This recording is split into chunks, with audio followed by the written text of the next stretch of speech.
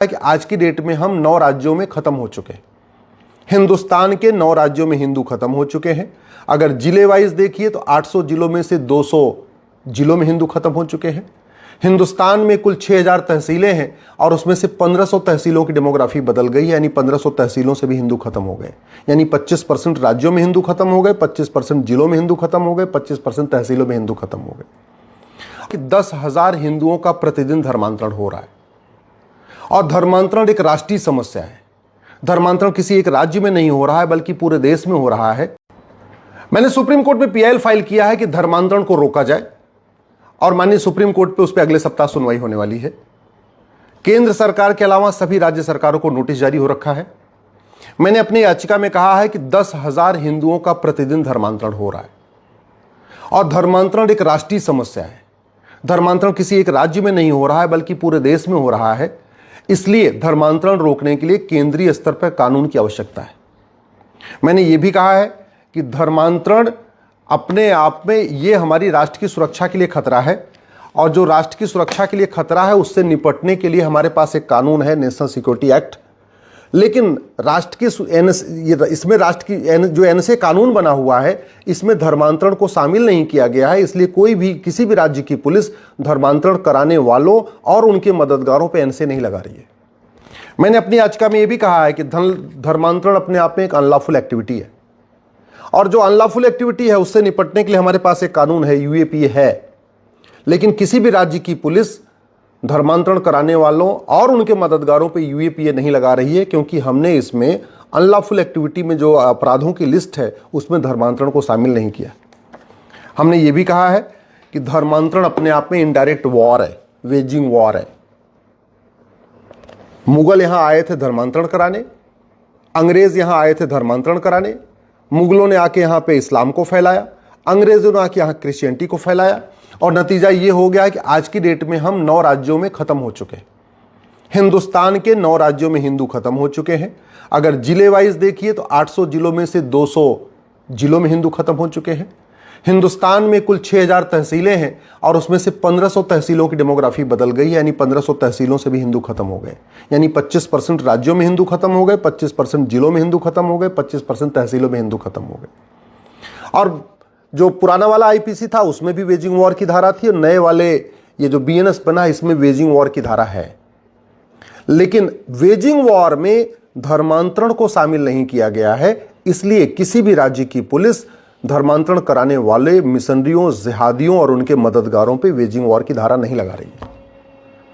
मैंने ये भी कहा है कि जो धर्मांतरण है ये कोई एक व्यक्ति नहीं करता, एक पूरा ऑर्गेनाइजेशन होता है, इसमें कई लोग शामिल होते हैं और बड़ा स्ट्रक्चर्ड वे में होता है, ऑर्गेनाइज्ड वे में होता है।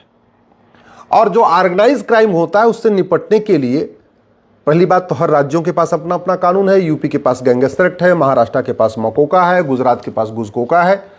इसके अलावा ये जो भारतीय न्याय संहिता है इसमें भी ऑर्गेनाइज क्राइम से निपटने के लिए एक प्रावधान है। लेकिन किसी भी राज्य की पुलिस वो धारा नहीं लगा रही है क्योंकि जहां ऑर्गेनाइज क्राइम को हमने अपराध घोषित किया उसमें धर्मांतरण को ऑर्गेनाइज क्राइम डिक्लेयर नहीं किया है। हमने ये भी कहा है कि ये जो धर्मांतरण है ये पैसे फंडिंग होती है, इसलिए धर्मांतरण कराया जाता है। मिशनरियों को भी फंडिंग होती है, जिहादियों को भी फंडिंग होती है। खाड़ी देशों से हवाला के जरिए फंडिंग होती है, पश्चिम के देशों से एफसीआरए के जरिए फंडिंग होती है। जो इनके एनजीओ बन गए हैं उनको भी एफसीआरए के जरिए फंडिंग होती है। भारत के अंदर से फंडिंग होती है, भारत के बाहर से फंडिंग होती है। जो यहाँ ड्रग स्मगलिंग का पूरा कारोबार चलता है उससे जो पैसा आता है उससे भी धर्मांतरण कराया जाता है।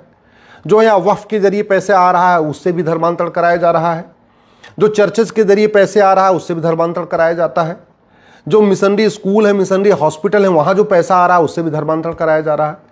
तो सरकार को धर्मांतरण कराने वाले मिशनरियों और जिहादियों पे एनएसए लगाना चाहिए, यूएपीए लगाना चाहिए, वेजिंग वॉर की धारा लगाना चाहिए, गैंगस्टर एक्ट लगाना चाहिए, इनके खिलाफ देशद्रोह की धारा लगाना चाहिए और धर्मांतरण कराने वाले मिशनरियों, जिहादियों और उनके मददगारों की 100% संपत्ति जब्त करना चाहिए, नागरिकता खत्म करना या आजीवन कारावास फांसी देना चाहिए। मैंने अपनी याचिका में यह भी कहा है कि धर्मांतरण कराने वाले ये बहुत ही पावरफुल लोग हैं, सच ये बोलते नहीं हैं और अगर इनको पुलिस 2 डंडे मार दे तो पूरी दुनिया में हंगामा कर देते हैं। फिर दुनिया के अखबारों में इनकी खबर छप जाती है कि पुलिस ने टॉर्चर कर दिया, पुलिस ने 3rd डिग्री दे दिया। फिर मानवाधिकार की दुहाई शुरू हो जाती है। इसलिए जरूरी है कि जो लोग धर्मांतरण करा रहे हैं इनका narco polygraph brain mapping test किया जाए। जैसे ही 10-20 धर्मांतरण कराने वाले मिशनरियों जिहादियों का narco polygraph brain mapping test होगा, पूरे के पूरे सिंडिकेट का पता चल जाएगा। पूरे कहां से पैसा आ रहा है, कौन पैसा दे रहा है, कितने लोगों का धर्मांतरण हुआ, सब खबर आ जाएगी सामने। दुर्भाग्यवश मेरी धर्मांतरण कराने वाली जो मेरी पीआईएल है उसका विरोध करने के लिए कई सांसद आ गए। जिन सांसदों ने शपथ लिया है कि हम भारत की रक्षा करेंगे, हम भारत की एकता अखंडता की रक्षा करेंगे, भारत की संस्कृति की रक्षा करेंगे, भारत की परंपराओं की रक्षा करेंगे, वही लोग धर्मांतरण होते रहना चाहिए, मेरी पीआईएल डिसमिस होनी चाहिए, वो सुप्रीम कोर्ट में हमारी पीआईएल का विरोध कर रहे हैं। ऐसे मेरी अनेक पीआईएल है। मेरी ज्यादातर पीआईएल में 1-2 सांसद आके खड़े हो जाते हैं। इसलिए मैं पहली बात तो आप लोगों से पूछ रहा हूं कि क्या सांसदों को वकालत करने का अधिकार मिलना चाहिए क्या? इसलिए भी पूछ रहा हूं क्योंकि बार काउंसिल ऑफ इंडिया का नियम यह कहता है कि कोई भी सैलरीड आदमी वकालत नहीं कर सकता, और एडवोकेट एक्ट भी ये कहता है कि कोई भी सैलरीड आदमी वकालत नहीं कर सकता, यानी जिसको कहीं से भी वेतन मिलता वकालत नहीं कर सकता। इसके बावजूद सांसद वकालत कर रहे हैं, और जितने भी मेरी पीआईएल है उसका विरोध करने आ रहे हैं। जो भी मेरी पीआईएल सनातन के हित में है, राष्ट्र के हित में है, देश की एकता अखंडता के हित में है, जो भी मेरी पीआईएल विदेशी कुरीतियों को खत्म करने के लिए है, जो मेरी पीआईएल विदेशी कुप्रथाओं को खत्म करने के लिए है, उन सब का विरोध करने कोई न कोई, किसी में 1 सांसद आते हैं, किसी में 2 सांसद आते हैं, किसी में 3 सांसद आते हैं। और सांसदों को वेतन भत्ता, गाड़ी, बंगला, पेंशन सब कुछ जनता के टैक्स के पैसे से मिलता है। इसलिए पहली बात तो मेरी मांग यह है, माननीय प्रधानमंत्री जी, लोकसभा अध्यक्ष जी, राष्ट्रपति जी, उपराष्ट्रपति जी, सांसदों के दूसरा काम करने पे कंप्लीट रोक लगाएं, एक नया कानून बनाएं। दूसरा, धर्मांतरण चूंकि राष्ट्र की सुरक्षा के लिए खतरा है, धर्मांतरण एकता अखंडता के लिए खतरा है, और धर्मांतरण पूरे देश में हो रहा है, इसलिए नई भारतीय न्याय जो संहिता है, भारतीय न्याय संहिता, इसमें एक चैप्टर जोड़े, ऑफेंस रिलेटिंग टू कन्वर्जन। समस्या राष्ट्रीय हो तो समाधान राष्ट्रीय स्तर पर होना चाहिए, यानी संसद में होना चाहिए। ये बीमारी पूरी तरीके से पूरे देश में चल रही है। केरल में भी धर्मांतरण हो रहा है, बंगाल में भी हो रहा है, पंजाब में भी हो रहा है, कश्मीर में तो अब होगा नहीं क्योंकि सब खत्म हो चुके हिंदू। जिन 9 राज्यों में हिंदू खत्म हो गए वहाँ धर्मांतरण भी बंद हो गया, लेकिन जहाँ हिंदू हैं वहाँ धर्मांतरण हो रहा है। गुजरात में भी हो रहा है, महाराष्ट्र में भी हो रहा है, यूपी, बिहार, बंगाल, झारखंड, छत्तीसगढ़, हर जगह हो रहा है। तो एक नया इसमें चैप्टर जोड़ा जाए, ऑफेंस रिलेटिंग टू कन्वर्जन, और धर्मांतरण कराने वाले मिशनरियों, धर्मांतरण को राष्ट्र की सुरक्षा के लिए खतरा घोषित किया जाए, धर्मांतरण को देश की एकता अखंडता के लिए खतरा घोषित कर दिया जाए, धर्मांतरण को देशद्रोह घोषित कर दिया जाए, धर्मांतरण को एक संगठित अपराध घोषित कर दिया जाए, और धर्मांतरण को वेजिंग वॉर डिक्लेयर कर दिया जाए।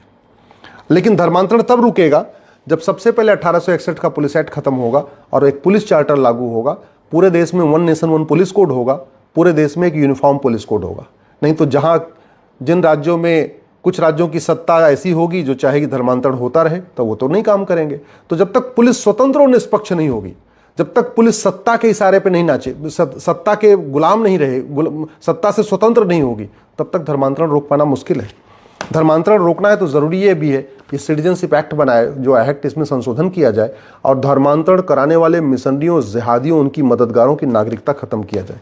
धर्मांतरण रोकना है तो ये बेनामी प्रॉपर्टी एक्ट को हमें मजबूत बनाना पड़ेगा, क्योंकि धर्मांतरण कराने वाले मिशनरियों, जिहादियों को बेनामी प्रॉपर्टी, उनके पास करोड़ों की बेनामी प्रॉपर्टी, इनको खूब बेनामी इनको आता है लेन देन, वो तभी रुकेगा जब ये कानून बदला जाए।